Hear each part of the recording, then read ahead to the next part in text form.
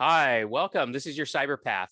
We're the podcast that helps you get your dream cybersecurity job. I'm Kip Boyle. I'm here with Wes Schreiner.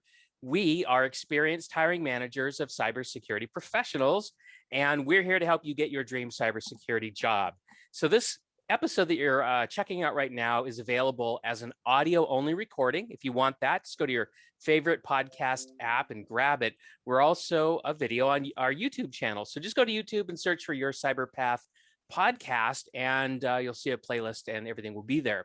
So let's talk about the series we're in. We're doing is a series of episodes, and what we're trying to do is tell you all about the way a typical cybersecurity organization is put together in a larger sized organization. Because if you know what's available, then you can figure out what's the best job for you in this career field that we now call cybersecurity. Some of us with some reluctance, I must admit. We have better names for ourselves, but yeah. Anyway, so today we're going to tell you about the threat intelligence service, right? So we've got a whole service catalog that we're walking through. This is number 15, and you'll see it when we get to that slide. We'll show you all the services. Look for number 15, and then you'll see kind of where it belongs. Today, we're going to explore that service with the help of two guests. We've got Mike and Gary here. But before we introduce our guests, Wes, tell us what is happening on the farm. We had a wild week on the farm this week, Kip. We had a young couple come on out to the backyard, set up a 40 by 20 tent, and get married back there. It was really, really cool. Did you know them? Oh, yeah. This is a young man that I've been mentoring for years, a sweet friend. And so congratulations to Dave and Emma, who are happily married and figuring out life together as a married couple.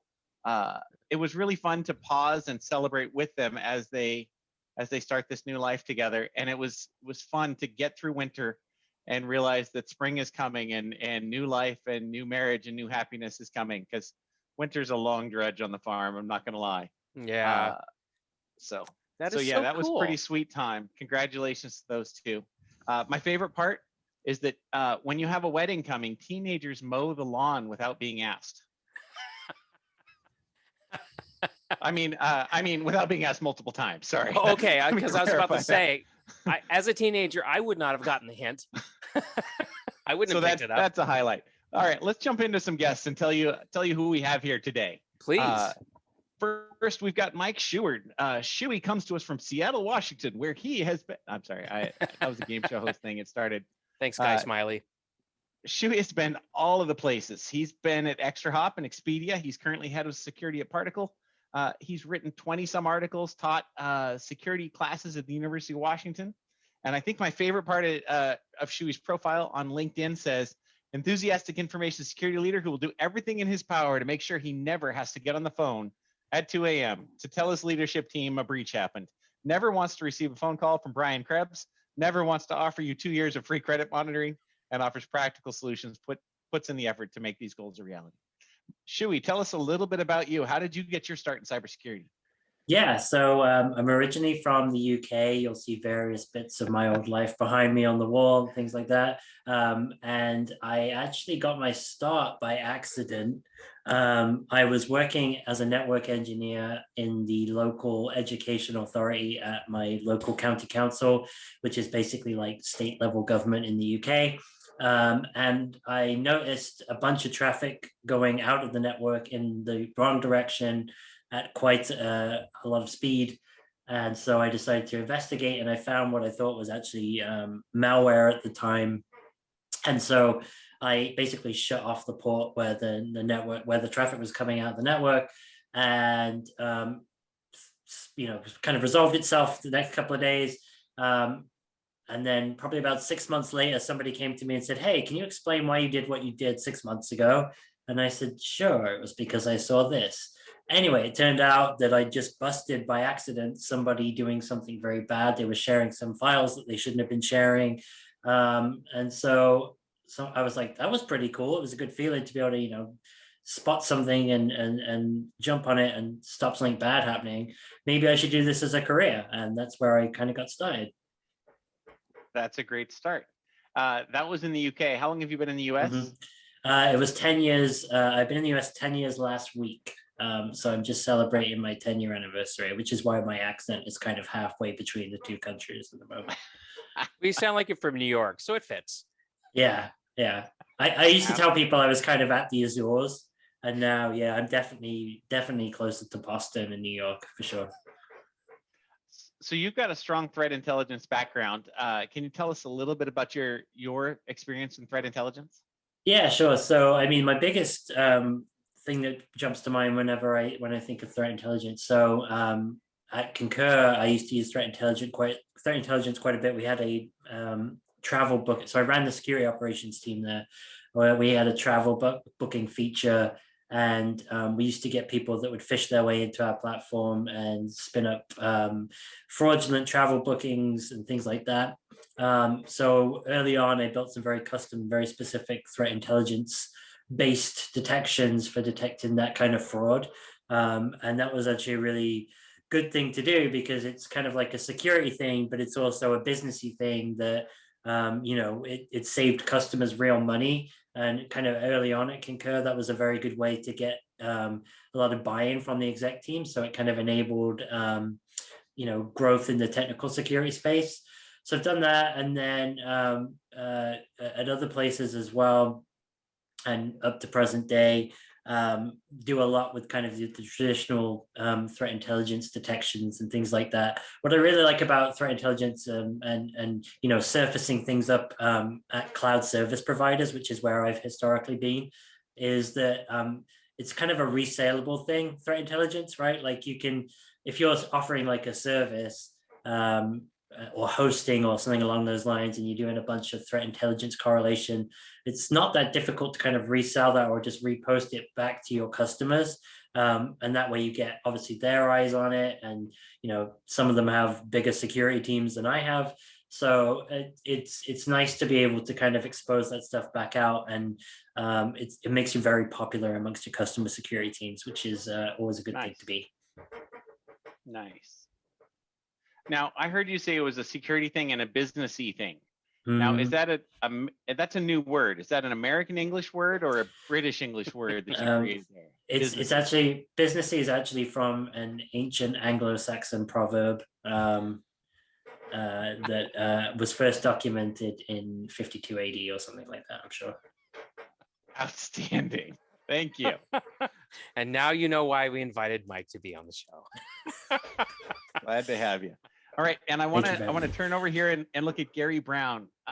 Gary Brown has been a peer of mine, a coworker at one of our companies, and while he was there, I watched him set his sights on moving into threat intelligence for years, and focus and now execute on that goal to where he is now the principal intelligence analyst at a major telecom. So. Really well done, Gary, and I want to hear your story as well. Tell us a little bit about who you are and where you come from, what you've done in the background. Well, I originally, I guess, started life in Portland, Oregon. Went to Portland State University there and worked full time while I was doing that as a command post controller for the Airforce. Scrambled fighter jets actually, and did emergency response actions and, a bit of classified work doing that while I was working my way through college, and got an officer slot as a command and control officer at Western Air Defense Sector of NORAD. But what I really wanted to do was intelligence. That was, I felt like my calling. And so I got an opportunity to apply for a position at a what was called the Information Warfare Aggressor Squadron at that time. It's now called the Cyber Operations Squadron. But I got my start out working with Airforce Red teams as an intelligence officer, what's called an all-source intelligence officer, which most Air Force intelligence officers are, where we look at a whole spectrum of different intelligence disciplines, including human intelligence and signals intelligence, among them, and other types that are a little bit more exotic than those. Just developed experience in cyber and working with an operational red team mindset and doing intelligence support of the red team, or actually participating in or actually leading the red teams at times. And I ended up being a tactics officer and then a flight commander Some of my more memorable experiences were actually serving in non-cyber capacities, but working as Chief of Information Operations Intelligence in Iraq for the country, and also working on host force nation issues in Afghanistan for a few years in each, and more in Afghanistan actually, and working for Central Command as a strategic intelligence analyst. So I've always considered myself first an intel guy and second a cyber guy. And so I may offer a little bit of different perspective too. It's really cool to meet Mike and experience or hear what his insights are as well. They'll be a little bit different than mine. I joined corporate world at a telecom company, and worked beginning as operational security, which provides essentially ways to protect information, company information and company secrets that are not limited to cyber, but also go beyond cyber as well, into you touching on physical security or touching on how we transmit information, for example. And then I was selected to start the security awareness program, enterprise security awareness program for the company, which is, in my mind, security awareness and intelligence have a huge, most of what we have information for what works in security awareness is drawn from threat intelligence, but it's very, very proven threat intelligence information that we're giving you at that point in time. And then started working kind of a couple years ago, part-time and then full-time on the intel side of the house for the company, and just was able to prove my bona fides, I guess, doing intel. Having all that Airforce intel experience, people don't necessarily always see that as translating into a corporate environment, because there are some differences, and I think I'm able to demonstrate that there are some really good translations that we can learn from each other. I really hope you get a chance to share some of those along the way today, because I think that's a huge value add to our audience, right? Many of the folks in our audience come from a strong military background and are looking to make the transition to corporate America. And the way you did it with humility and strength was really, really cool. So I hope that comes out in today's episode in some ways. Thank you. So, all right, so let's jump in and see what we've got for today. Let's see. To remind our audience, this is our placemat of the 23 common services of a security service catalog. We're going to focus specifically on the threat intelligence discipline, the threat intelligence service catalog item number 15 here. That threat intel service catalog item, when I showed this to 10 peers and said, hey folks, here's what I've got for threat intel, every one of them put it in a different spot. Some people put it in engineering, architecture, and test. Some people put it over in risk management. Some people believe it belongs in security operations. We just heard Gary say it might belong next to security awareness and training. So we will have a MMA throwdown at the end of this call to figure out where threat intel is supposed to land. But for now, we've got it living over in engineering, architecture, and test. We will go to the next slide now and start to jump into what is threat intelligence and reporting. I want to start with the reports, because if you can begin with the end in mind, then you can understand how to get there. To understand threat intelligence, we want to look at a report horizon. So we've got 3 different report horizons. The first being that in the next 3 days, right? That's your tactical report telling you what's going to happen next. Your 3 days to 3 months might be an operational report, and anything with 3 months or greater timeline is going to be your strategic report.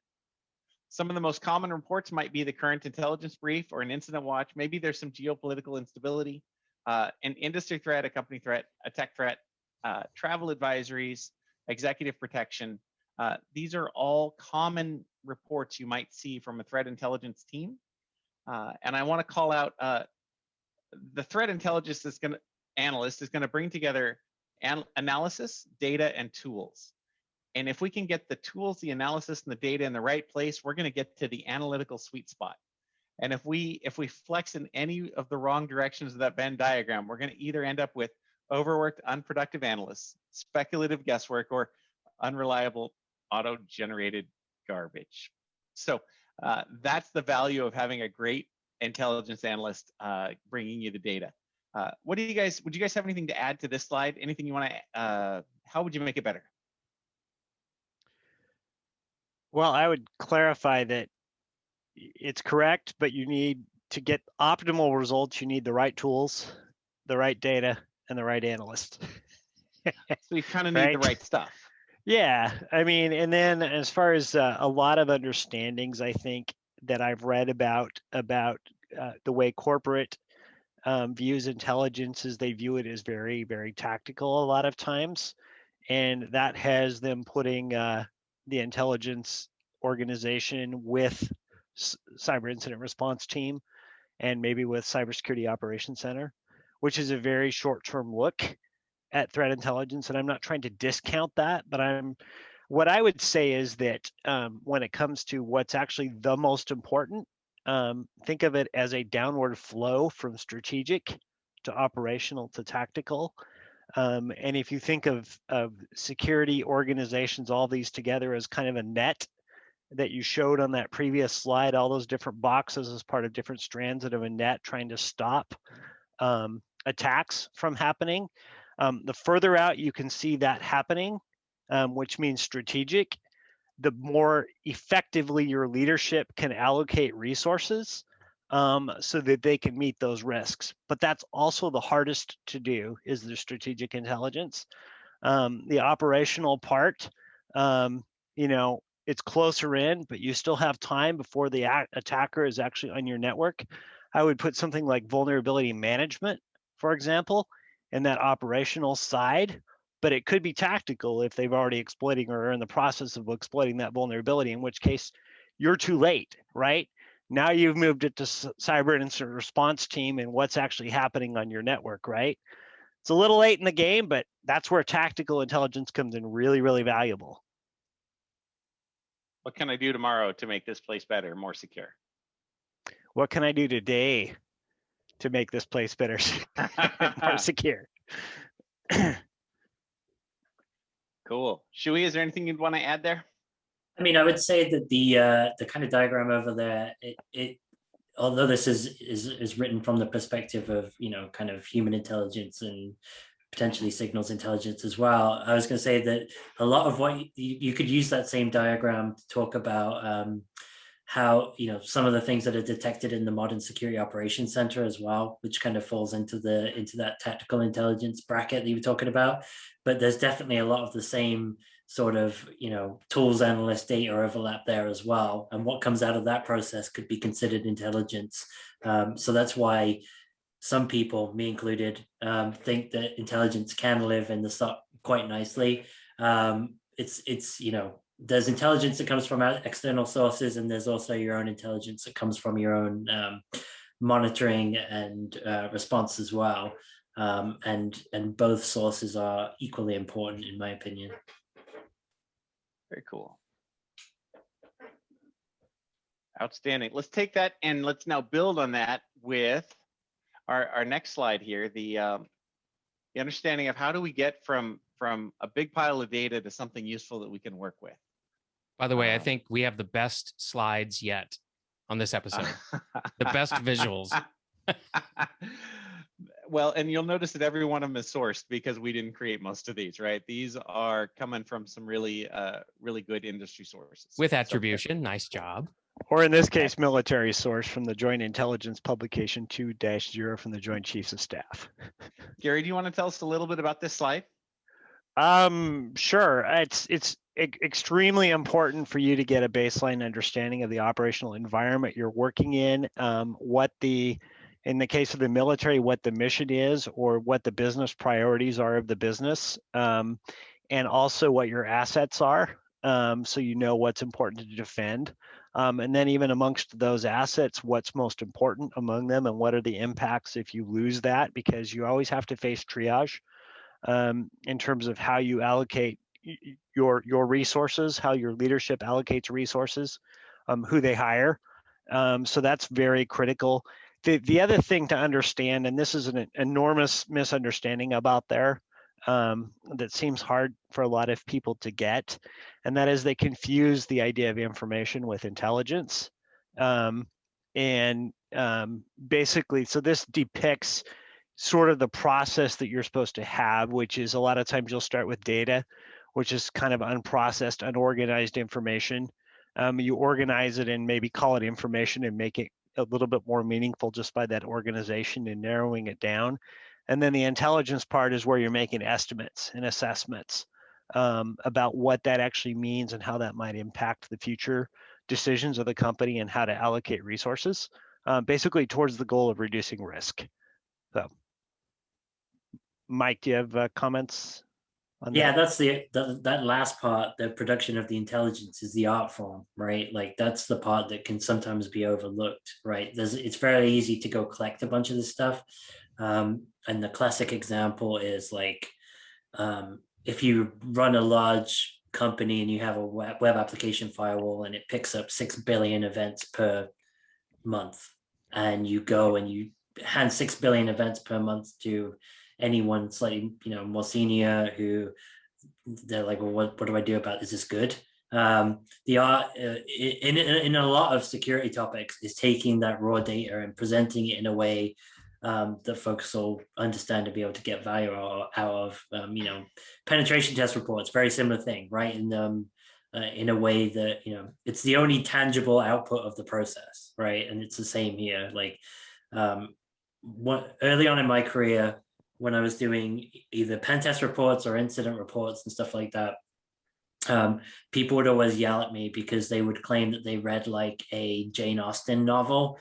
And like, so I'd write a pen test report, right? And it would start off like, it was a warm Wednesday morning and I arrived at the office. And what I found was, and so like, just get to the point and make it very clear what is actually out there, what the threat is, and what we could potentially do about it, right?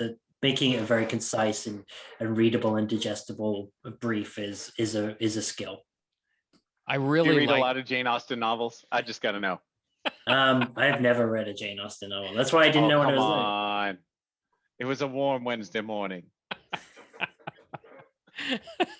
Well, you are a writer. You have several books and papers published, Mike. So there's got to be. That's because I had to have some kind of outlet, right? Like, because I couldn't do it in my pen test reports or my incident reports anymore. So I had to outlet somehow. So there is a writer in there after all. Hey, I just want to say that one of the things that we try to do in our episodes is highlight when a service that we're talking about is different depending on the size of the organization that you're working in, the industry that you happen to be working in. Those things can make a big difference. And Mike, when I heard you talk about, for example, some kind of a log, some kind of a system that was making log entries and a ton of log entries in a given time. When I was working at a mid-sized insurance company, I didn't have the budget to actually process those logs and turn them into intelligence. I wish I had, but it really wasn't an option. It kind of fell below the line in my budget. And so, to me, that's one of the compromises in working in a smaller organization is you don't always have the ability to breathe life into all the services that we're talking about here. In contrast, people working in very large enterprises probably do get the opportunity to do more of this work. I think in the large company, you do get a little more state of the art. At the smaller company, I think it's very likely that you wear 6 different hats during the day. And maybe there's a 15-minute window at 3 o'clock in the afternoon where you're allowed to put the threat intelligence hat on and say, all right, those are the things I'm going to deliver. And hopefully this episode helps you understand what are the most important things to do in those 15 minutes. Yeah, besides go, I wish I could spend 20 minutes on this. Yeah. Yeah, it's I generally prefer, smaller organizations and smaller teams for that reason, right? Like I get bored of myself easily, right? So I like to wander around and do different things. So I really enjoy kind of the mixture. But yes, it's true that if you're in a smaller team, you might get to mix in threat intelligence here and there, and you might get some, benefit from it, which is why I was saying earlier about like exposing it back out to to your customers is a good way of kind of maximizing the impact of it, especially if they're bigger than you. So yeah, it definitely varies. There are obviously enterprise organizations out there that have giant threat intelligence teams out there that are bigger than many just whole security teams. But I think it's interesting. I think anybody can do it to some degree, right? It's just about how you apply it in your organization. So yeah, it means different things to different sizes of organization for sure. All right, let's take that and have a look at our next slide. This one's kind of fun. This is that how others see it, how I see myself kind of picture, right? On the left-hand side, how others see it. We do the hard things, the cool things, the geeky things, and then the boring things, right? The direction, collection, analysis, and dissemination. Mike, you brought up earlier that the threat report is really the only thing that is the output of this organization. But this is really a process, and you may be delivering threat reports every day or even multiple times in a day, depending on what kinds of reports you're delivering. And so it's very possible that as you drop into a process where you work the cycle, you may be delivering and then improving your processes each time, right? So here is the Joint Chiefs of Staff diagram for how the process of intelligence reporting might go, with planning and direction, collection, processing, exploitation, analysis and production, and then dissemination and integration. And that all gathers around the mission, with evaluation and feedback happening continuously. Just want to call that out as the intelligence process that delivers each of these reports. Thoughts on that? That one was pointed. All right, we'll just keep running. Well, sorry, I thought you were asking Mike. I have thoughts, but I was waiting for you, Gary. So go Gar. Go Gar. So we were all waiting for you, Gar. Well, so yeah. So Gary arrived. This is great. Gary's got something to say. Let me first say that like the collection part is and the processing and exploitation part of it are actually where there's a lot of work involved and a lot of steps. To me, the analysis and the dissemination are actually the culmination of what you're going to, if you think of these as kind of stair steps. The planning and direction, you're taking a step up. Now you're getting to do the collection. The processing and exploitation, where you're processing the information. Maybe you're normalizing data in an Excel spreadsheet, right? That's how fun is that, right? It's the analysis and production where it starts to all come together, but it doesn't matter if you don't disseminate it out, right? So it's extremely important to have the planning and direction, because those are where you're going to get what we call requirements. And we'd have priority requirements. We'd have ad hoc requirements where, a new one is put on you suddenly. But that's actually where you get your direction on how to go about doing your collection, about what's important to the business in the case of a business, or what's important to the mission in case of the military. Then you have your collection based on your resources. The military has far more resources for collection than business does. Far more what we would call collection platforms, and far more capable to some degree, but not in all ways either. Government budgets can be weird. And then processing and exploitation, that's kind of a little bit the grunt work to try to make sense of the data so you can get to the analysis. That's where you're creating the information from the data, basically processing and exploitation. And then the analysis and production, to me, that's where you really earn your paycheck, right? And that's where you differentiate yourself from, the rest of the crowd, maybe, in terms of what you're able to come up with, or give to your leadership. And then the dissemination and integration are also, that's where you get the visibility, right? That's where they actually see it. And in some ways, the most important final step, because you have to do it in order to make a difference. So something you brought up to me in previous conversations, Gary, is understanding commander's intent. And I think that's really falling in the planning and direction, but it's really understanding the mission.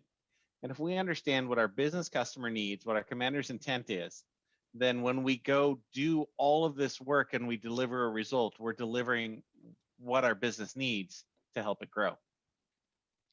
And I might add that the business may not always have security as a priority, an absolute priority, because they have to do this thing called run a business and make money, right? And that's a constant balance of things that security organization needs to understand. Definitely. Cool. Mike, you're on mute. He knows. He's happy. Yeah, sorry. Yeah, to follow on Gareth's point there, like not in business. Early on in my US career, there was some major vulnerability in some financial system, and I needed to borrow like a bunch of engineers to go patch this thing. And I sat down with a CIO at the time and I said, hey, I need to borrow X, Y, and Z just to kind of tighten this up. I know they're working on something else, but can you help me out? And the response came back with, no, they'll be available in like 3 weeks. And I said, well, it's kind of a long time. And they were like, well, they've got this other thing that's more important. We're here to run this business. We're not here to be secure, right? We're here to be secure. We're here to be in business. They didn't say that. Yeah. Oh. So, but in a way, they're right. The balance. Right? Like, Don't act like that's the first time you've ever heard that, Wes. But and I sat back and I was kind of annoyed, but then I was like, well, they're right. And so I kind of went away and figured out like a compromise, like one person for a bit longer or something to kind of get it taken care of. But yeah, every time I have kind of come across a similar situation since then, and like in regards to threat intelligence, right? Like there's an old expression that I can't remember who wrote it, but I've referenced it many times and I've put it in a footnote somewhere. But if everything is important, then nothing is important, right? So it's true in threat intelligence. Like, and in incident response as well, like you can become scared or nervous about what I like call pulling the alarm cord too much or giving up too much information, right, to people, because then you just get numb to the volume of it. And that's probably part of the analysis, production, dissemination, and integration piece, right? Like being selective and making decisions, especially in smaller companies and smaller organizations, about when you decide to deliver a certain piece of information or pull that alarm cord to say, hey, I really need help now because of X, Y, and Z. That's something that you have to learn as well. Thank you, Chicken Little. I think that's great. We kind of get an understanding of what the model is and where the priorities are, and then we understand how you can fall off on either side of it. So this has been a good conversation. I'm enjoying it. I really appreciate the human factors aspect there too, but yeah, not crying wolf every time you think you see a wolf. Indeed. It's an interesting road we walk. All right. So go ahead. Yeah, I was just going to say regarding some of that. One thing that's really useful is to understand biases out there of different sources. One source that we regularly look to is security researchers, and security researchers have a bias to dramatize whatever it is they're presenting and make a name for themselves, because that's how they make money. And that's how they make a living. And part of them are in it, so that they can, have a platform and, make a difference in the world, right? So always take that, for example, into account, when you read some of these stories about the latest, ability of a laser to eavesdrop on your Alexa device or whatever, right? We have to evaluate what the actual risk is of these things happen when we talk about how we prioritize our resources. Because as Mike said, you can't go after everything. Wait a minute. So if a vulnerability has a fancy logo and a cool name, that's not enough? Not necessarily, no. happening more and Nope. more. Right. It's not how we base our decisions on what vulnerabilities to pursue and our expend limited resources on. So that's where intelligence comes in with regard to vulnerability management, right? Love it. Nice. I'll say similar thing. So I triage about 15 to 20 bug bounty reports a month, right? And every bug bounty report that comes in is the most important thing in the world to the person that submitted that report. And of the 19 or 20 are incorrect or wrong or out of scope for a particular thing or in somebody else's service, right? So every one of these things comes in, and when I hired a kind of more junior person on my current team, every one of these reports would come in and they'd freak out, like, oh no, what should we do? I was like, just read it through, understand. And I'm like, here's a rule. Like if somebody submits a report that says it's an authentication bypass and the first line of that report is log in with valid credentials, chances are it's not going to be a valid finding, right? So yeah, it's the same sort of thing with threat intelligence as well. Outstanding. So I want to take you to an eye chart next. This is brought to us by our friends at Recorded Future. This was a presentation done by a fellow named Greg Reith in the Seattle area. I have seen this presentation by him. And I remembered this slide because it brings a lot of information together. We are not going to drain this slide today. I do just want to call out a couple highlights, right? If there are, if we're looking at the different threat actors that we could be dealing with in our environment, there are 6 levels as they're broken down in this diagram. The most simple of attackers might be your script kiddies and your non-malicious actors, right? And that's going to be your green level down here. Then you're going to move up to maybe crime groups or hacktivists or maybe cyber mercenaries, and then you move all the way to advanced persistent threat nation state attackers, right? And so if you can categorize your actors into these different 6 levels, then you can start to understand what controls you might want to put in place and what threats are really coming from each one of those and which you have to address and not. This is kind of an eye chart here, but is there do you guys want to add anything to this one before we jump to that next slide? Would you use something like this? Do you use something like this? The current It helps. Go ahead. Yeah. Now, the current intelligence picture is a lot more complicated than this. Oh, come on. Yeah, no, seriously, This right? is super complicated already. Yeah, the slide is pretty complicated. I agree, but just looking at the central. We lost you, Gary. I believe the intelligence services have intercepted him to stop him from. Gary's audio is gone. Gary, can you see us? No audio from Gary. Let him troubleshoot. But I'm Mike? sure he was going to say important things. What you got, Mike? Yeah. Do I use this kind of classification? Sometimes, honestly, in a smaller organization, it's just about, it's usually just like an insider outsider type thing. It doesn't really matter like any more detail than that. But yeah, it's something that I think we've become more aware of, kind of the top of this pyramid, in the post SolarWinds world, and we're talking about like supply chain stuff as well. Mm-hmm. I think that that has actually opened the eyes of a lot of more senior folks in organizations to the fact that the top of this pyramid, nation states, state-sponsored actors, will go after whatever they can, because there's always been this perception that we're not that much of a target, right? Like, who wants to go after X, Y, and Z? But if you have a presence anywhere, then you are a target and you have some value, and there'll always be some obscure link to somebody in your organization that somebody wants to exploit for some reason at some point. And I think SolarWinds has kind of brought that to the fore a bit more, and has seen smaller companies and mid-sized companies do this kind of classification more often. Mike, I can tell you've been in the US for 10 years. Really? Yeah, you didn't say Zed. Oh.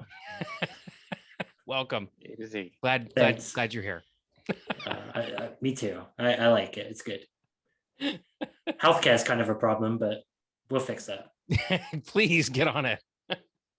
Gary, are you back? Oh man, audio trouble. It's Well, the best meeting I've had with Gary all week. I'm not going to lie. well, everybody who watches this podcast knows that this is like live radio. Sometimes things happen. Like I disappeared because I had an equipment malfunction, but little troubleshooting, I'm back. So, you know, I think we need to move on. Yep. Sorry, Gare. We'll get a chance to catch some more from him in a bit. Yeah. I do want to jump ahead to this next slide that I think is actually really interesting because it takes the concept of the 6 layers and it applies it to a series of specific threats, asset targets, and controls, right?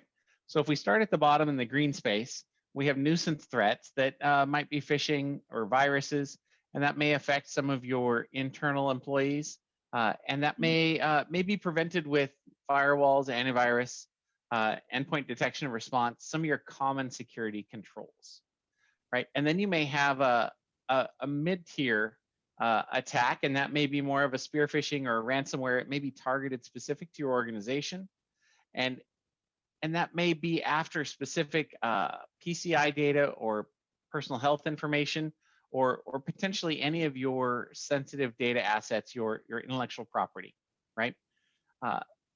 That may be protected through behavioral analytic tools, your analytic endpoints, but it's really going to take a next level, next generation quality control in order to protect those assets. And then if we start moving towards the APTs and the nation state threats, we're really going to be looking at military quality defenses, right? We're going to be looking at integrated intelligence and response counterintelligence programs. And so I think this kind of brings to light and helps us understand that chart from the last page. Yeah. Yeah. And I think it also underscores the fact that if you're working at a small organization, you're working at a mid-sized organization, I mean, there's real limits on, you know, how much you can do here, you know, how much time you can spend understanding this stuff as opposed to just, you know, playing whack-a-mole, which is what a lot of us end up doing. Yeah, you know, there are a lot of companies out there that cannot give you an easy answer or a straight answer to how many devices do you own, right? Like, what's your asset management look like? So how can you expect them to kind of climb this ladder and have, you know, some of these things in place? So in which case, like, my recommendation to those kind of companies is always like try and keep everything as simple as possible and rely on the old classics like segmentation and you know, decent firewall rules and just knowing what normal looks like, and then you can kind of pick up some of the gaps that you miss because you don't have some of these fancier things. Yeah, it goes back to blocking and tackling, right? If you can do the basics and you can do the basics well, you're actually going to prevent 90% of the attacks. and I also want to take a moment and just acknowledge that the fact that threat intelligence is so difficult and yet really crucial, actually, if you really want to protect your digital assets and so forth, really underscores the fact that we have this massive gap right now between what government can do, right? What police and law enforcement and the judiciary and the legislative and the executive, like, what can they really do to protect us? I mean, they're really good at stopping bank robbers with guns showing up on the corner and trying to grab some cash. But, you know, try to steal $100 million with a piece of malware and, you know, there's nobody there to stop them. I mean, the risks of getting caught are very, very low. And so anyway, we're on our own. You just made the business case for a life of crime and danger, right? That's yeah. I don't think I'm the first one to point it out. I think one of the problems, especially in the US with the way things are structured in the federal government, right, is that there are so many agencies, and I wish we could hear from Gary because he probably has an opinion on this, but there are so many agencies that kind of overlap and kind of compete, right? Like, is it the Secret Service? Is it the FBI?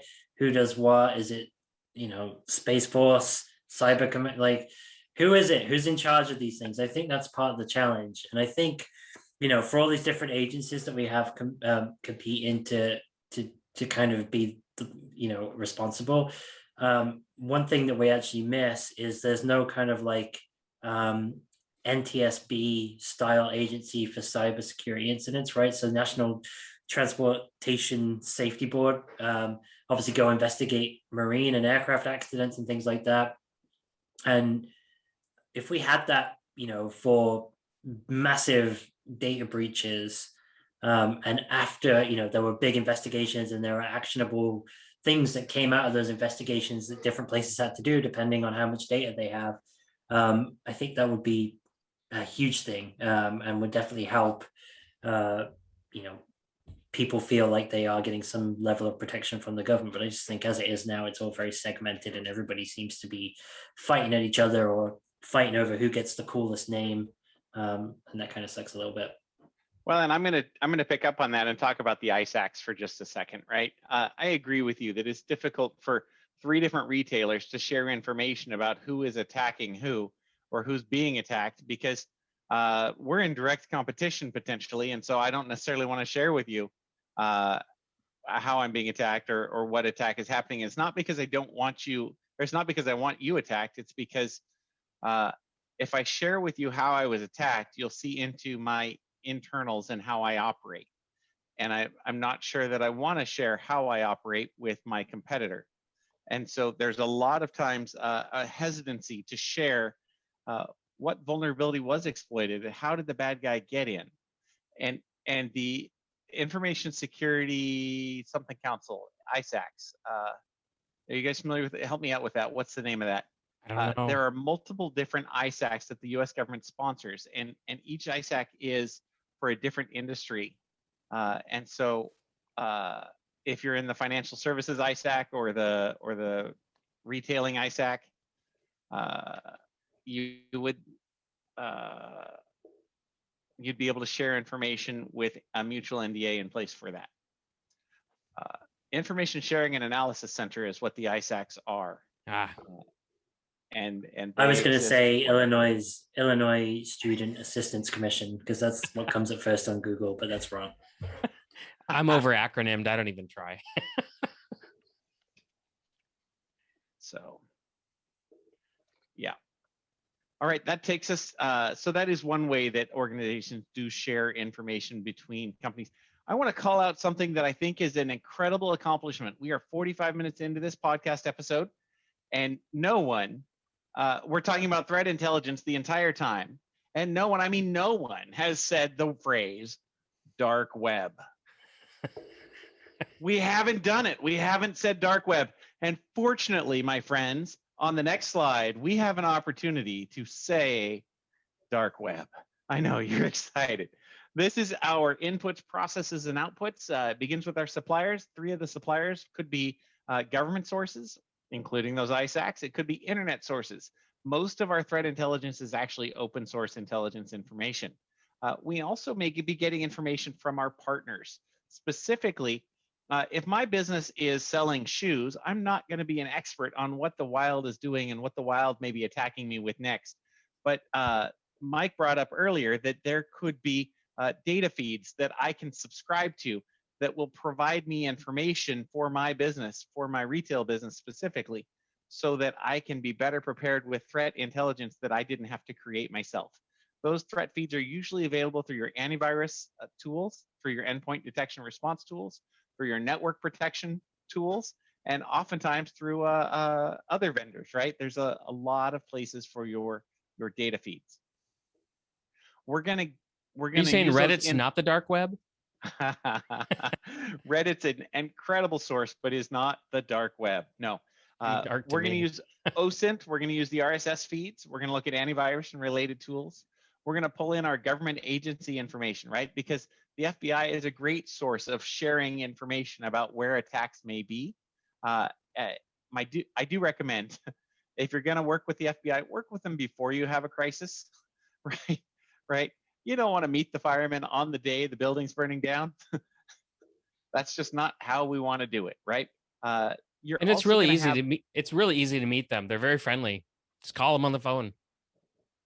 Pretty much. That's what I do. Yeah, it's an easy way to go.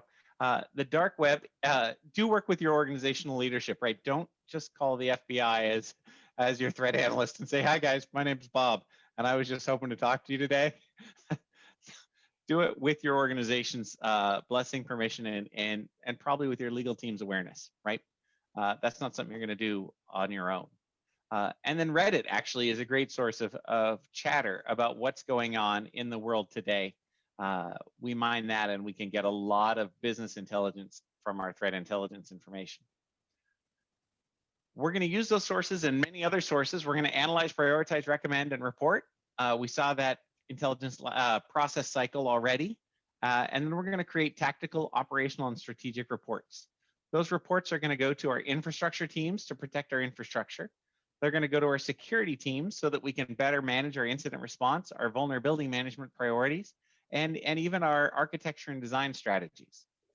It's also going to go to our organizational leaders so that they can understand where it's safe to travel and where we need to prioritize our organizational assets to be best positioned as a business to be resilient in the long term.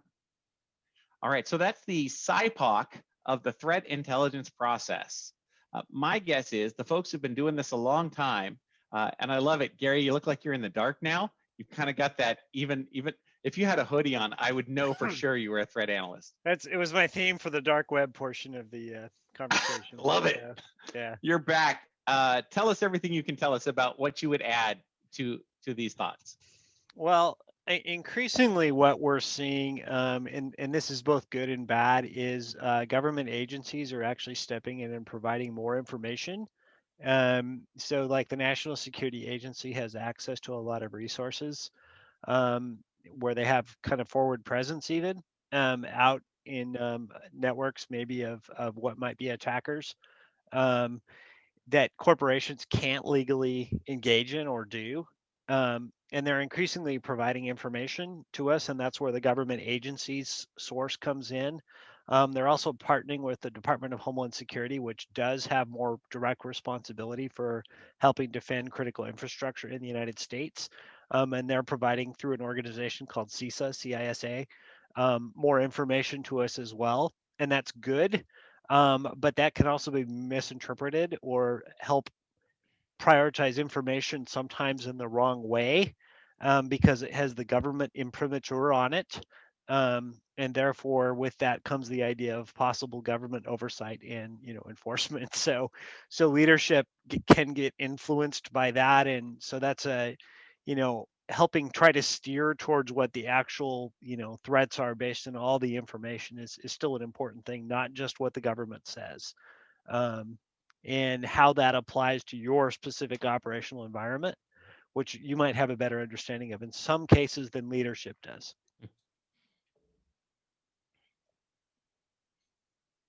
So I will build on that, Gary, and say that the US government has the NIST cybersecurity standard. And that NIST standard calls out specific areas of critical infrastructure for the United States. It's because I believe the US government is recognizing that private industries are going to be a part of any future war efforts as economic aspects of every war that may happen in the future, right? And so the US government is working with private industry to shore up the security posture of critical infrastructure areas. And one of the ways they're doing that is through InfraGard, right? InfraGard is a private public partnership with the FBI for specifically protecting the infrastructure of the US. I think that InfraGard also has some threat feeds that may be useful for you as you're building out your threat intelligence strategy. So, and then calling out the suppliers side of things, when you're talking about suppliers of threat intelligence processes, a lot of times it's more efficient to get somebody else, an outsider, to do anything on the dark web for you, because the dark web takes a lot of times built up relationships where somebody has to come across as a legit criminal, and they have to have a long history and a record of actually producing cash, for example, to pay for things, as the case may be. So that's not necessarily for the novice to engage in. And unless you're doing it kind of on a full-time basis, it's not very efficient, because whatever's going after your company is probably going to be sporadic, right? So you're going to be spending most of your time looking on the dark web for stuff that's probably not going to be there a whole lot of the time, right? Where somebody else can look at for 50 companies at a time, or, and let them know when something pops up, that affects them. So Or you can just read Brian Krebs' blog. or read Krebs. Yeah. He's out there doing that. I know. Sure. So if you did end up on the dark web, what would be some rules about the dark web you'd want to tell the rookie? Stay away as far away as you can from any hint of kiddie porn, and report it immediately to your superiors and to the police if it's found. Well, Because that's one good advice, but don't even look at it from work, right? yeah, If well, that's the starter, right? Yeah, go ahead. you don't want to be looking at it from your company machine, because that's Nope. going to be broadcasting all sorts of company information, including your source IP address. So just not a good plan. Yeah, right. That's fundamentally, basically, you'd want to use non-attributed browser capabilities, or non-attributed where it's not going to be traced back to who you are, right? Which is one more reason to, that it's not always efficient for everybody to do that. You don't want them coming to your house either, by the way. So, so Mike, did we leave you on mute? Do you want to help us here?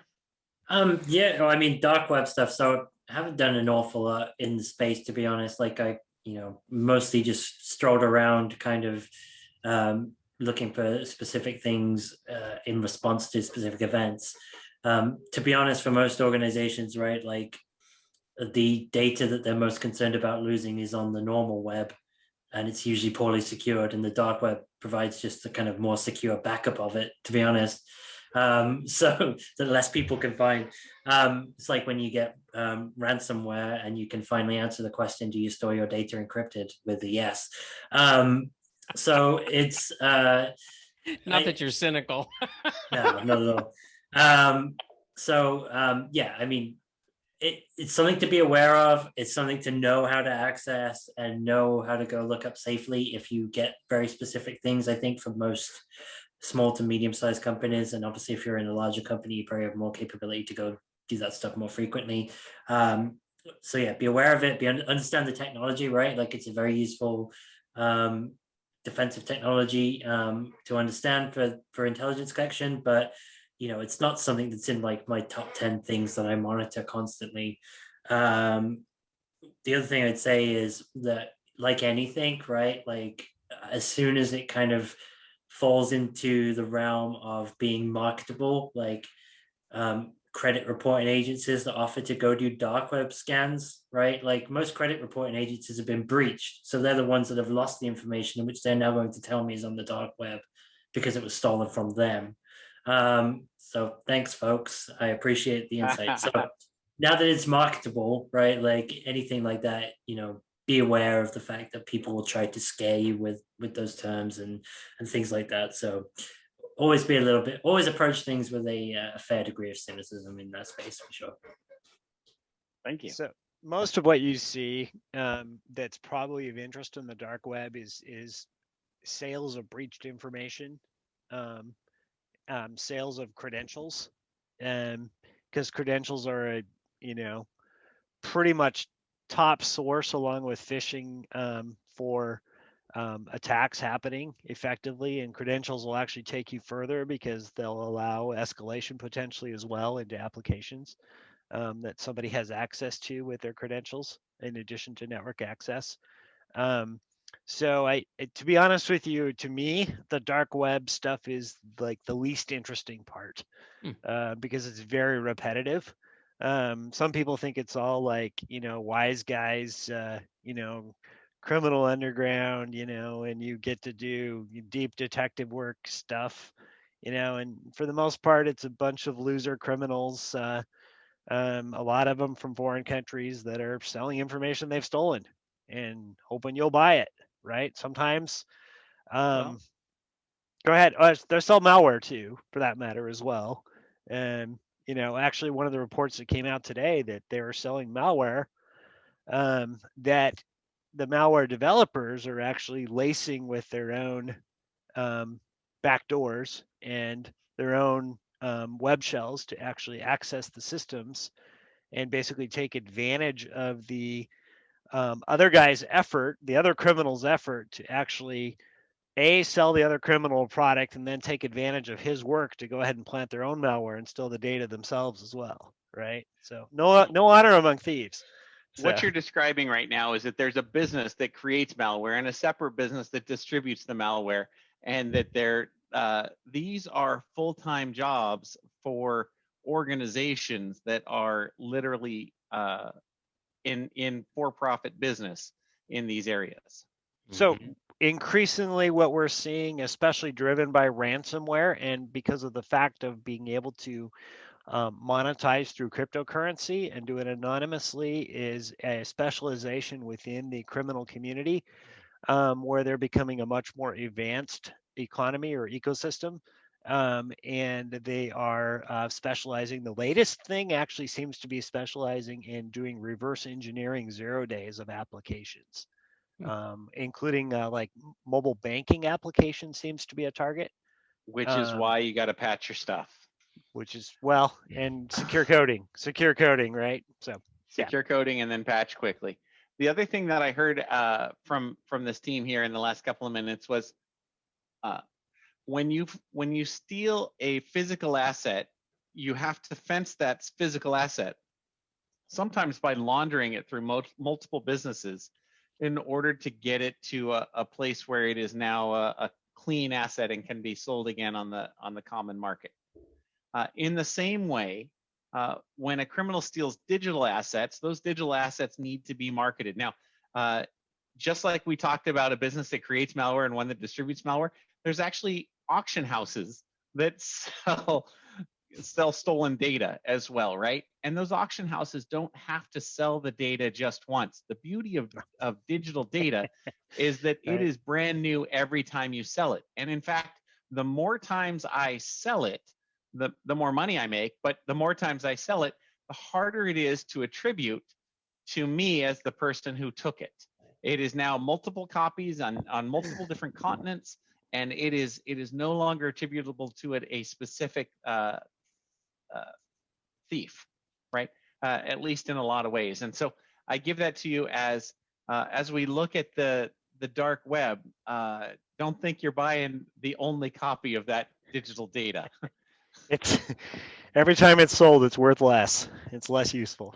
So less useful to the buyer, but it's more to the useful buyer, to the very seller. useful to the seller. I agree. Yeah, that's right. Right. Yeah. All right, let's jump ahead. I don't see any eyes saying, hey, Wes, I've got one more. So we're going to jump ahead to this. This is the fun slide. This tells us a little bit about what the people, the skills, and the tools will be for a person who wants to step into this role, right? You can be a junior threat analyst, a senior threat analyst, or as Gary described, a principal threat analyst, or principal threat engineer. Sorry, I want to get that right for you. As I've watched you grow, right? This can be done at many different levels. The skills are research and analysis. There's automation and scripting, because the more you can automate, the more data you can process. The more data you can process, the more valuable you are in some ways, right? Your analysis, but also the data you process are the two keys there. I called out influence without authority as one of the key skills. And that's because you don't own the resources, but you're making recommendations to your executives as to how resources should be applied. And lastly, we're translating technology in business. If we can't translate technology in business well, we are not speaking the language of our business partners to communicate technical threats. The tools that we may be using, social media, we may be using the dark web, we may be using Reddit. I think, Gary, you've said to me that the most important tool you use is the telephone. I got a kick out of that because I use voice over IP for everything. But sure, we can call it a telephone if you want. Given my audio problems, given this is practically a telephone, right? It's right. Our tools are scripting and data processing and report writing. my point here is that the entrance criteria to step into threat intelligence is not a high bar, but it is a science and an art that comes together to be a very difficult field that we can get better at every day. What would you guys add to that? Skills, tools, and experience. I would say oral and written communication, your ability to communicate concisely and accurately information, which, honestly, behind that is the idea of intellectual integrity and a commitment to factual presentation, a commitment to what's true, are very, very critical. Yeah, I mean, that's the part I was talking about at dissemination, where briefing out the information or writing out that information is very, very, very important as well. It is. Kip, Mike, anything you want to add to this? I was going to say one of my favorite hires who I've worked with at 3 different companies comes from a law enforcement background, and she has she has a lot of these skills from that background that she transferred into kind of a more technical security engineering role. And I remember, like, the first time we met, and she was worried that that she didn't have some of the technical skills, but I was super impressed with some of these other things, like the ability to just interrogate and figure things out and be kind of unrelenting. And she came on board that team, my first team there, and then came with me a couple of different companies as well along the way. And it's very similar, right? She has a bunch of experience doing interrogation, being able to study things and figure things out. And then she found that, her law enforcement experience doing those things just translated super, super well to, IP streaming into logs and doing that kind of threat work. So if you've done any of that kind of stuff, and then the other thing is like forensic accounting or just, CPA type stuff, if you can spot abnormalities in that kind of data and interesting trends and things like that, then it's very transferable into the information security world for sure. Nice. And to further build on that idea, also, that the idea of influence without authority, that boils a lot of things into that as well. There's the communication skills, but a lot of times as we discussed, you're the messenger, and you're going to be communicating with a lot of other people other than leadership in some cases, and lines of responsibility aren't always clear. So how do you get somebody to accept responsibility for remediating something, for example, when they don't think it's their job, but there's nobody else to do it? Right? Because they're pretty busy as it is, right? So that's an example of, you have to figure out how to pull, use your influence, and in some cases pull strings. Relationships end up being obviously a huge, huge part of all this.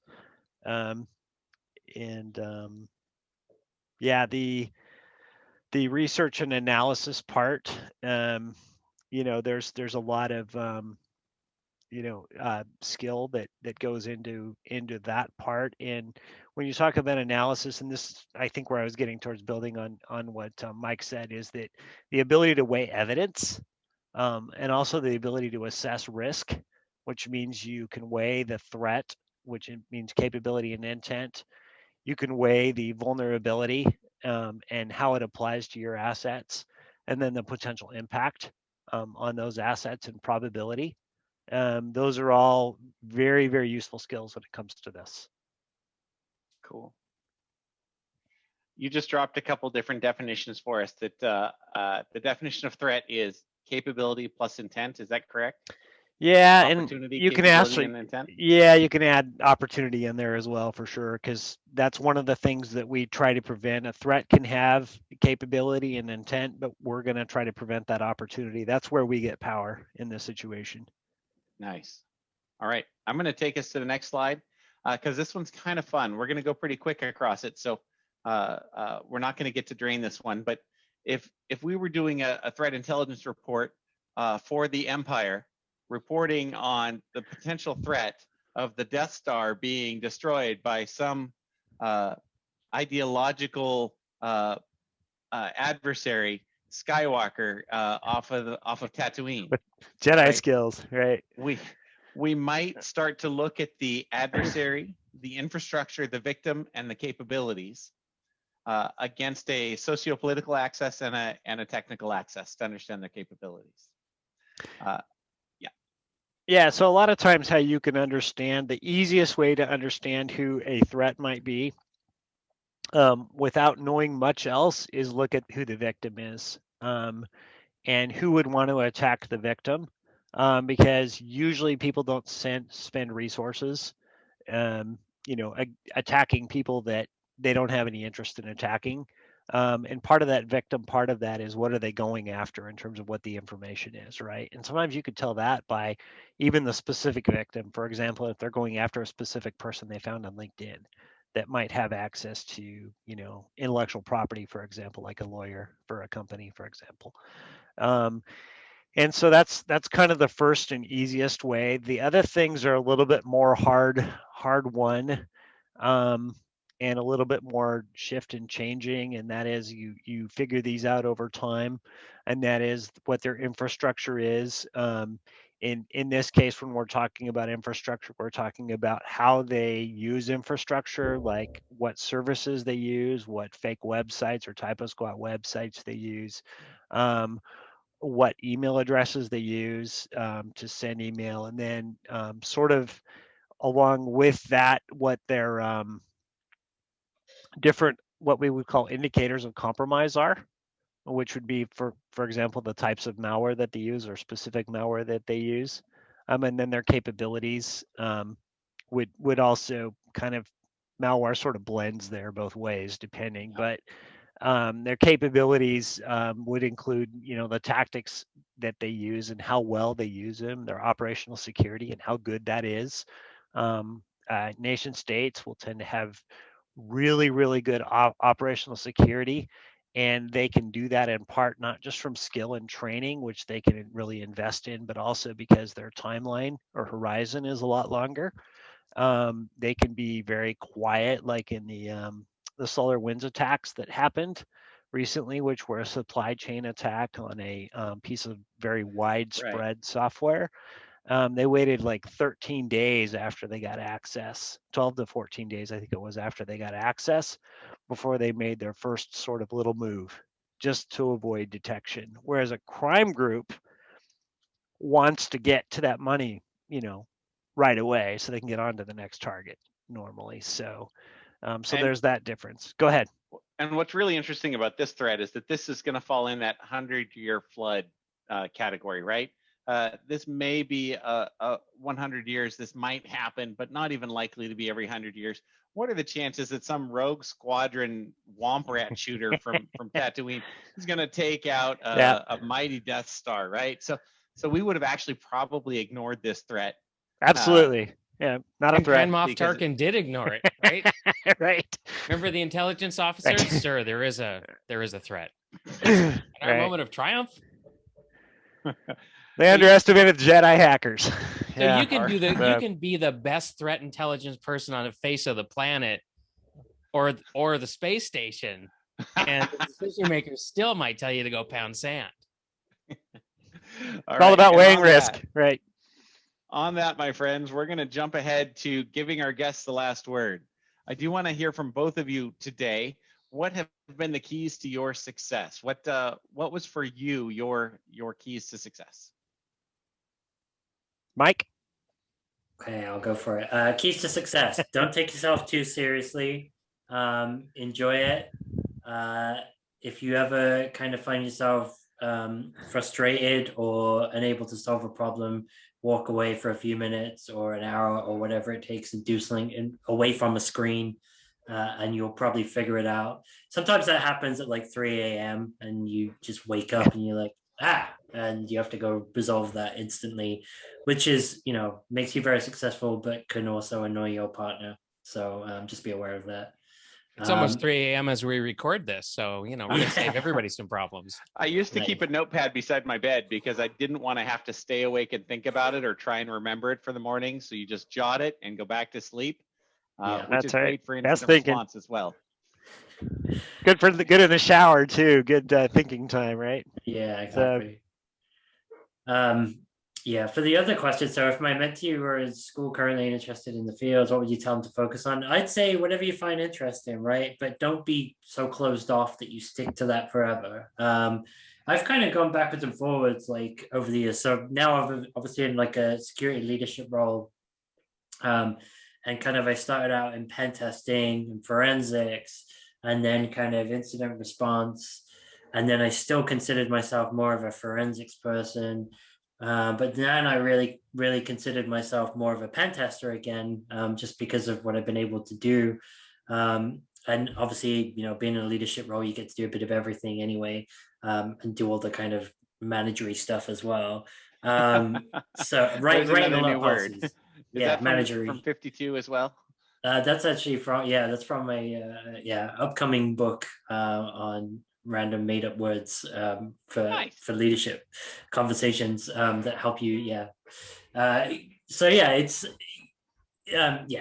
pick a thing if you really want to focus on it. Never be overwhelmed by information security is a huge field.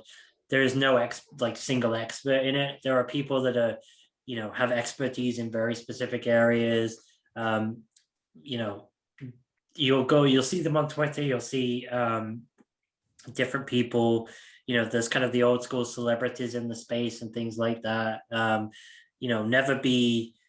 There's a lot of gatekeeping that goes on. Never be put off by that. There's, for everyone that kind of does the gatekeeping kind of thing, there's like 52 million other people that will help you succeed. So focus on them.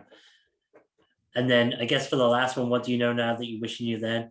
I would say that one thing that I didn't really kind of consider early on that I now consider a lot more is kind of the human factors and the fact that the computers didn't just start up and, didn't start up and attacking themselves and each other, or decide to do a bad thing one day. There was some human directing them. And one story that I like to tell a lot when I kind of talk about what I mean by this is when I did a forensics exam on a machine. Basically, the person had been, the person had allegedly stolen a file containing a bunch of PII for their whole organization, all the payroll information, all that kind of stuff. And the way that the company had found out that this information had been stolen is because it appeared in email. And basically that person claimed, well, it was an accidental thing. I accidentally emailed the wrong file to myself at home. So in order to kind of clear that up, they asked to do forensics on that person's personal machine to prove that they'd accidentally got it and then deleted it straight away.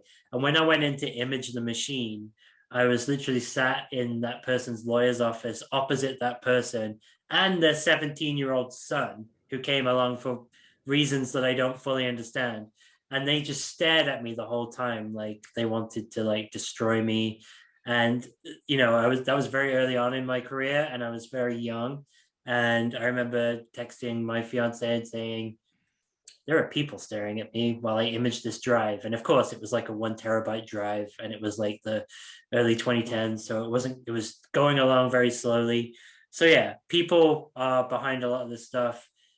Never lose sight of the fact that people are involved, and always consider your people skills as well. Sometimes it's nice to be able to hide in the tech, but where there are computers, there are people directing them. So remember that. Love it. Nice. Thank you.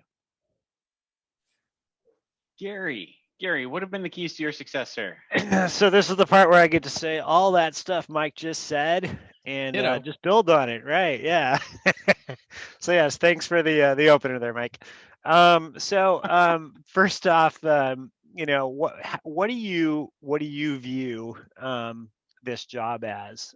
Do you view it as a job, or do you view it as a profession, or do you view it as a calling? And I've had jobs had a couple professions, but I always felt like my calling was actually to do threat intelligence. My command and control work was on the way there. My risk management work for insurance companies before I got in the Air Force, was sort of building towards that. That was a job. The next one became a profession, and then I kind of got to my calling. But your calling should obviously be something you're passionate about, but the key there is going to be persistence. Because although you've had probably more opportunity these days than I had when I graduated from school, you're not going to have immediate success, and nor do you necessarily deserve immediate success. Oh, you can't say that. Just Heretic. because, right? What you really need to learn how to do is you need to learn how to work hard. I got my start working picking strawberries in a strawberry field, actually. So yeah, work hard. Don't be afraid to tackle tough jobs, and work hard at them, because there's a lot of different things to work as you learn. And so don't be entitled. You're fortunate to live in what I believe to be the greatest country on earth, at one of the best times to have ever lived for all kinds of reasons. And you have an enormous number of reasons to have gratitude, and to adopt that gratitude as a constant attitude that you take on, and that will massively contribute to your building something that is otherwise going to be hard to build, called humility, that you'll never really know when you have it, but other people will. And so if you take that attitude, and then move forward, and what I would say is something that drives me is intellectual curiosity, that I consider pretty much mandatory for this field, for you to really succeed. Then I think you'll be a success. And then so that's, I guess, question one. If my mentee were in school currently and interested in fields of cybersecurity, what would you tell them to focus on? I'm going to go broad with this one, and then I'm going to say something that affects every field in cybersecurity that I think that not enough people understand well, is the discipline of how to understand and evaluate risk, and to think about that. And that includes things like weighing evidence, um, that is in itself a discipline that you have to train your mind to do, that enormous numbers of people out there do not do. And then focus on learning things accurately and conveying them accurately. Force yourself to do that, and you'll be on the road towards being a good analyst, because we don't have any use for analysis that's not based on facts. And I've seen it happen, actually. Unfortunately, probably got somebody fired one time because I challenged their analysis, which was based on essentially lies. So yeah, don't do that. And then what do you know now that you wish you knew then? I would say stick your neck out, right? Take some risks. The field of cyber intelligence is incredibly broad and still not entirely defined, not just at the corporate level, but in a lot of people's minds. They, like I said, I think on the opening slide almost, there's a very tactical view right now of cyber intelligence in corporations. But the world of intelligence and cyber intelligence is much, much broader than that tactical view. So if you do take some risks in this field, I think people will be surprised and they'll see something new, and take the initiative. Outstanding. Outstanding. Thank you. Thank you both. This is really good recommendations as for our audience, for the 13 people who are left with us at the end of this one. All right. It is getting late, or maybe early, depending on how you measure it. There are 3 takeaways for today. That threat intelligence is an emerging capability in the private sector, emerging in every way, and you have an opportunity to help define it as you define it for your organization. It's not just a technical discipline. This is a business strategy organization as well. And opportunities exist for people who love to take data to the next level of detail. So with those key takeaways, next week, we're going to have a lot of fun with identity and access management. Once you understand what your threats are, we've got to understand what we need to protect. And that's that next step. So we'll take a look at identity and access management next. Kip, what do you got for us today? All right. So we're going to wrap up this episode. Did you know we have a free guide for you to help you figure out what your dream cybersecurity job is, and then how to actually go and get it? So it's a free guide. It's yours for the taking. You can see a little screenshot of a couple of the pages right there on the slide. It's called Play to Win, Getting Your Dream Cybersecurity Job. And if you've ever played Capture the Flag, what we're going to do is teach you how to take those skills and put them towards getting your dream job. And this is super helpful. We've gotten some good feedback on this. It's 20 pages, very visual, step by step. And it just tells you what the big blockers are and how to overcome them, how to go over them, go around them, go under them, bust on through them. The way you get it is you go to yourcyberpath.com/PDF. And you can snag it for yourself. Thanks for being here, everybody. Thanks to our guests. Thanks, Wes. And just remember, you're one path away from your dream cybersecurity job. We'll see you next time.